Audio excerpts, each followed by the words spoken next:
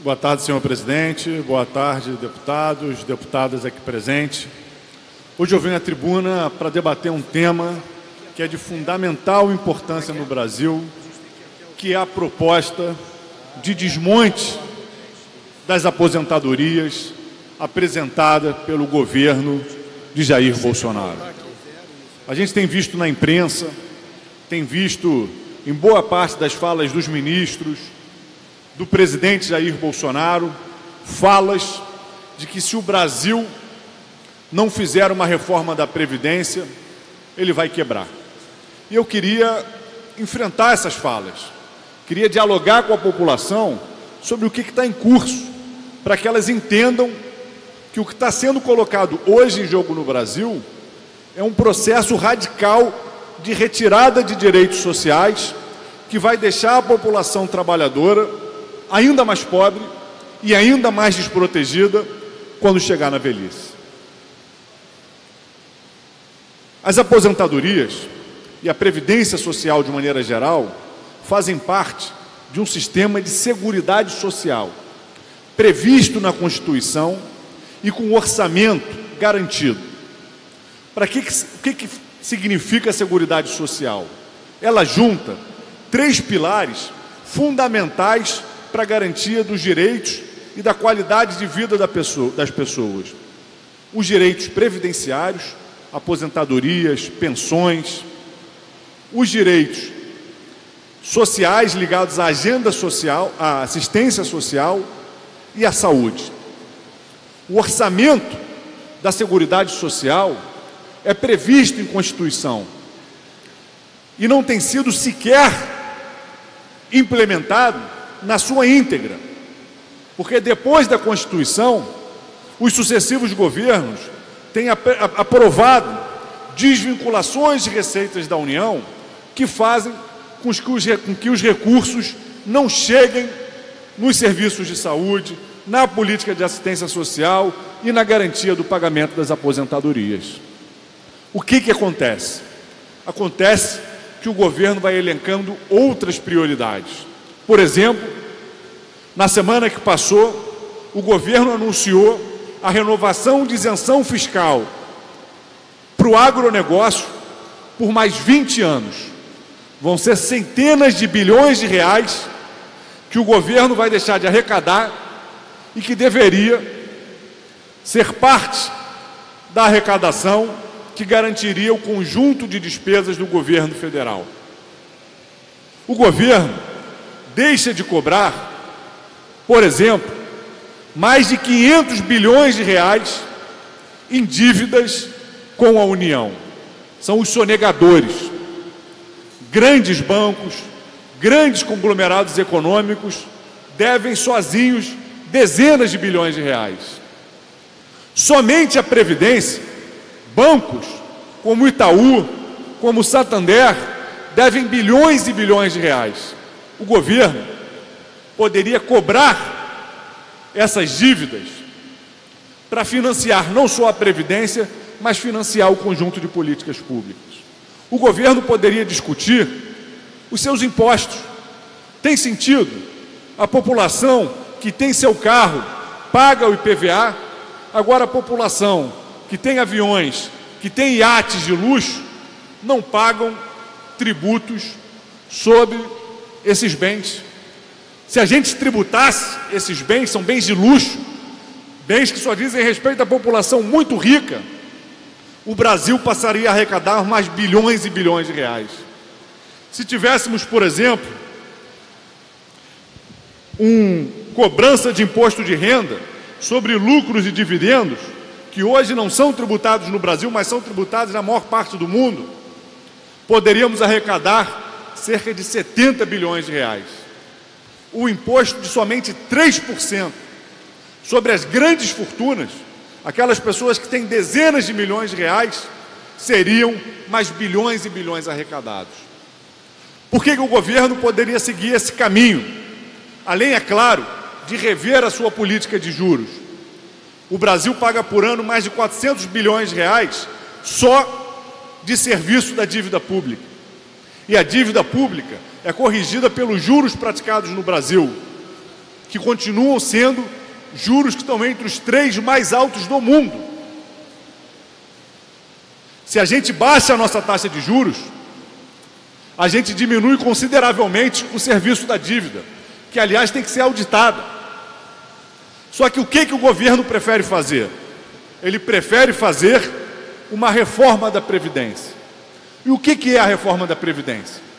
É retirar direitos dos trabalhadores e das trabalhadoras. É fazer com que eles tenham que trabalhar mais anos para se aposentar.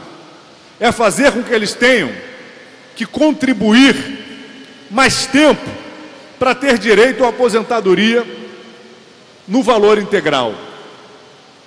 É fazer com que fique mais difícil para o trabalhador se aposentar. E o que isso representa? Por exemplo, o governo tem uma proposta de que para um trabalhador poder acessar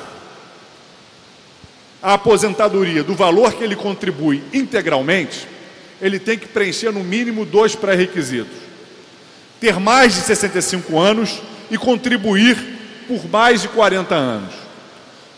Qual trabalhador hoje no Brasil consegue, com 65 anos, ter 40 anos de carteira assinada? É uma exceção.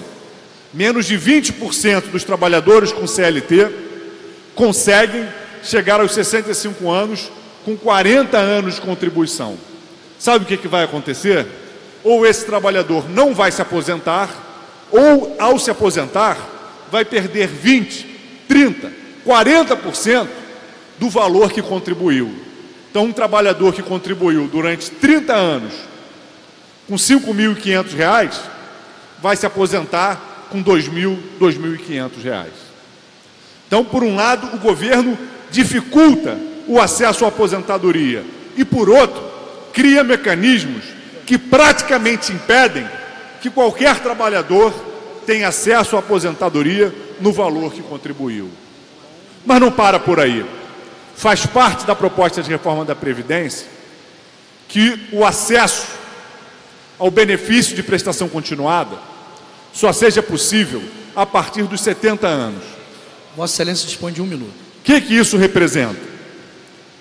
Hoje, quem tem acesso ao benefício de prestação continuada são os trabalhadores e trabalhadoras que chegam aos 65 anos em situação de muita pobreza, ou pessoas com deficiência, com doenças crônicas, que não têm mais capacidade de fazer parte do trabalho formal. Essas pessoas ganham um salário mínimo. O governo quer diminuir esse valor para R$ 400, só chegando a um salário mínimo quando as pessoas completarem 70 anos. A expectativa de vida entre os idosos que precisam receber o benefício de prestação continuada é menor que 70 anos. Esses idosos vão morrer na miséria sem ter acesso a um salário mínimo para conseguir garantir condições de dignidade na sua vida. É uma reforma cruel que penaliza especialmente os mais pobres. E eu falo isso com a tranquilidade de quem defende que a gente combata os privilégios. Se ainda há a possibilidade de aposentadoria proporcional para os deputados e senadores, que se acabe com a aposentadoria proporcional, que eles só se aposentem quando completar o seu tempo de serviço. O que ainda há de privilégio no judiciário, que na ativa chegam a ganhar 50, 60 mil reais, que se corte, que se economize e garante o financiamento da Previdência.